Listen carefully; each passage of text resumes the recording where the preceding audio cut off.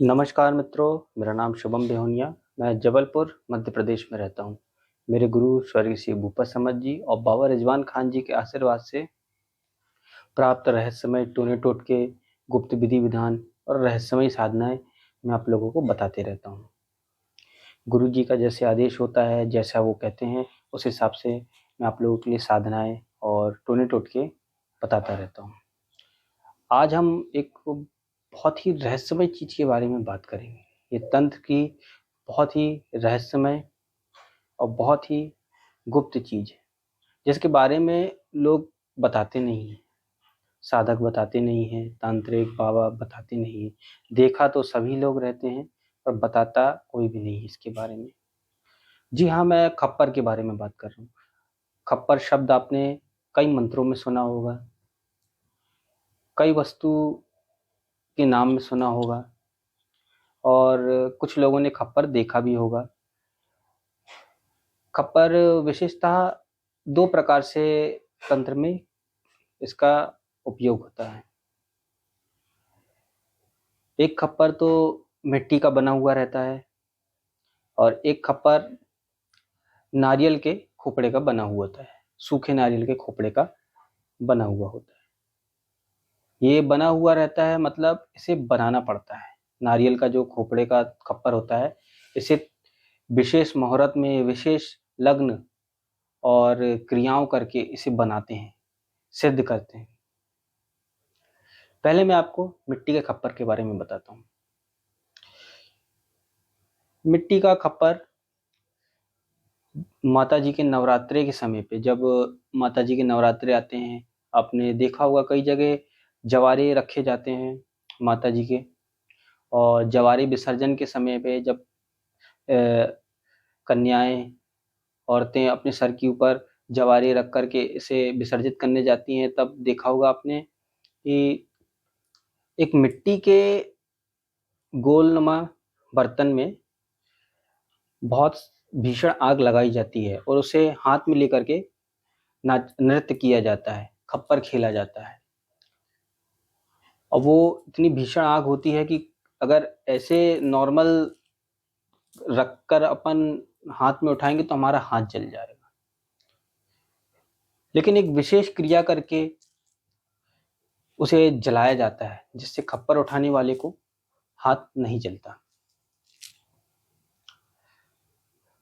तंत्र मंत्र एक दूसरे के बिना अधूरे हैं। तंत्र मंत्र के बिना अधूरा है, मंत्र तंत्र के बिना अधूरा है। खप्पर, मिट्टी के खप्पर में कुछ जड़ी बूटियों को रखा जाता है। इसे मंत्रों से सिद्ध करके खप्पर में पहले रखा जाता है। उसके बाद उसमें कंडे या कोयले को सुलगाया जाता है। अच्छा सुलग जाने के बाद उसकी पूजा करके नींबू की धार देके इसे खेला जाता है।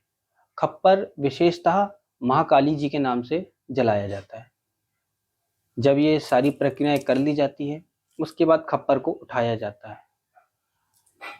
उठाने के बाद इसे खेला जाता है और ये इसको करने के बाद हाथ नहीं जलता है। जहाँ पे भी जवारे विसर्जित होते हैं, वहाँ पर इसे भी विसर्जित कर दिया जाता है। आपने सुना होगा कि पहले के समय में खप्पर चलाने की विद्या, और कई लोगों से सुना होगा कि फलाना तांत्रिक या फलाना बाबा खप्पर चलाता है, खप्पर उतारता है। तो मित्रों, तंत्र के 6वें कर्म में खप्पर को चलाने की विधि होती है। ये बहुत ही खतरनाक और दुर्लभ विधि है। कोई भी गुरु, कोई भी तांत्रिक या कोई भी साधु, अघोरी खप्पर के बारे में नहीं बताएगा, ना ही उसके बारे में चर्चा करेगा। क्यों? क्योंकि ये पहले से ही गुप्त रखा गया है, इसे गुप्त ही रखे रहने देना चाहिए। ये कोई छोटी-मोटी विद्या नहीं है, जो कोई भी छोटा-मोटा साधक या छोटी-मोटी सिद्धि किया हुआ मुँह उठा के कर लेगा। खप्पर विद्या में अगर ज़रा सी भी चूक हुई, ज़रा सी भी गलती हुई तो साधक की जान तक जा सकती है। ये जो चलाने वाला खप्पर है ये किसी के नाम से छोड़ा जाता है और ये केवल और केवल सिर्फ तंत्र के 6वें कर्म में प्रयोग होता है। इसकी बलि पूजा विधि विधान से दे करके इसे नाम के द्वारा छोड़ा जाता है और ये आंखों के सामने उठ करके जाता है हवा में उड़ कर। मेरे गुरु जब भूपत समझ जी जीवित थे तब वो मुझे आदिवासियों के पास ले जाया करते थे, उनसे मिलाते थे। मैंने वहां पर ये विद्याओं को 2 बार देखा था। वे लोग खप्पर उड़ाते थे। खप्पर उड़ाने के भी विशेष दिन होते हैं, विशेष मुहूर्त होता है। ऐसा नहीं होता कि किसी भी दिन मुंह उठाए और खप्पर उड़ा दिए, खप्पर चला दिए, ऐसा नहीं होता। इसके भी विशेष दिन होते हैं, विशेष मुहूर्त होता है, उसमें इस प्रक्रियाओं को किया जाता है। ज्यादातर ये विद्या अघोरी लोग और आदिवासी लोग ही करते हैं। खप्पर उड़ाना रोकना ये बहुत ही जटिल विद्या है, बहुत ही खतरनाक है, इससे दूर ही रहना चाहिए। मेरे गुरु ने बताया था जिस विद्या के बारे में पूरी जानकारी ना हो, अधूरी हो, उस विद्या को छोड़ देना चाहिए या उसको चलाना ही नहीं चाहिए, क्योंकि अधूरा ज्ञान बहुत ही खतरनाक होता है। अब मैं आपको बताता हूं नारियल के खप्पर के बारे में। जो नारियल के खोपड़े का जो खप्पर बनता है, आपने कई तांत्रिकों को, कई अघोरियों को देखा होगा कि अपने साथ हाथ में एक काला कटोरा, काला सा कटोरा इतना बड़ा खप्पर लिए रहते हैं, वही खप्पर होता है। इस खप्पर को वो लोग सिद्ध करते हैं, इसके भी विशेष मुहूर्त और दिन होते हैं, उसमें सिद्ध किया जाता है। आपने देखा भी होगा या सुना होगा, ये तो पहले के लोग आते रहे, पहले के तांत्रिक आते रहे और अघोरियां आते रहे तो दिखाते रहे ये सब चमत्कार। अब तो बहुत ही कम हो गया है और मेरे हिसाब से तो बहुत ही लुप्त हो गई है ये विद्या। ये खप्पर लेते थे और कहते थे बताओ बेटा तुम्हें क्या खाना है, वो शून्य से वो वस्तु मंगा लेते थे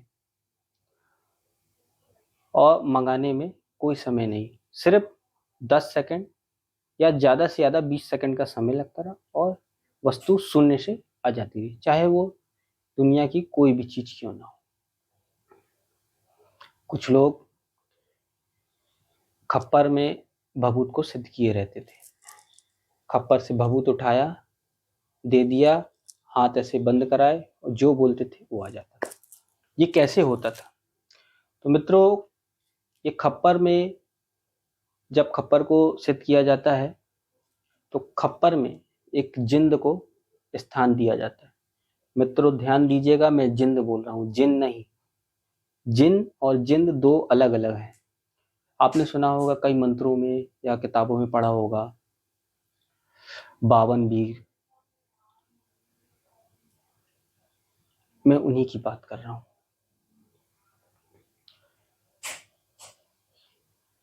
जिंद को सिद्ध किया जाता है, कम से कम 2 जिंदों को इसमें स्थान दिया जाता है।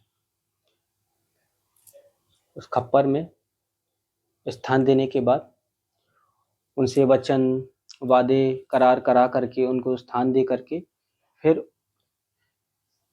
उनसे काम लिए जाते हैं।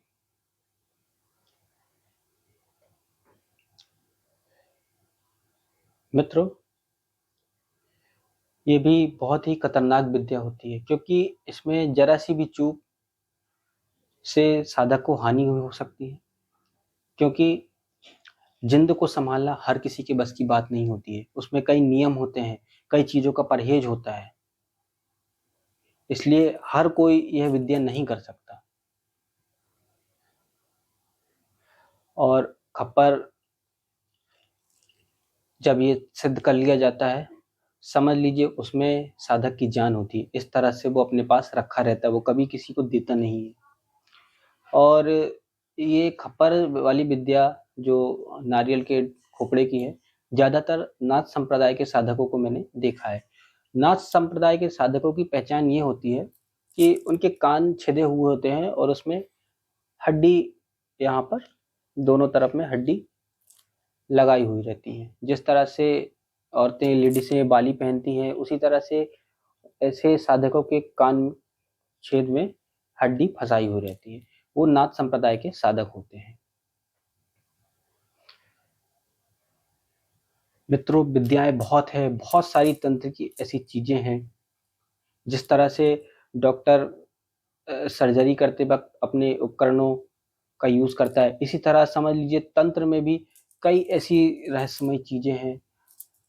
जैसे तंत्र के उपकरण ही मान लीजिए आप, साधारण भाषा में बहुत सी ऐसी चीजें हैं, बहुत सी तंत्र मंत्र गुप्त विधि विधान है जो आज भी गुप्त है।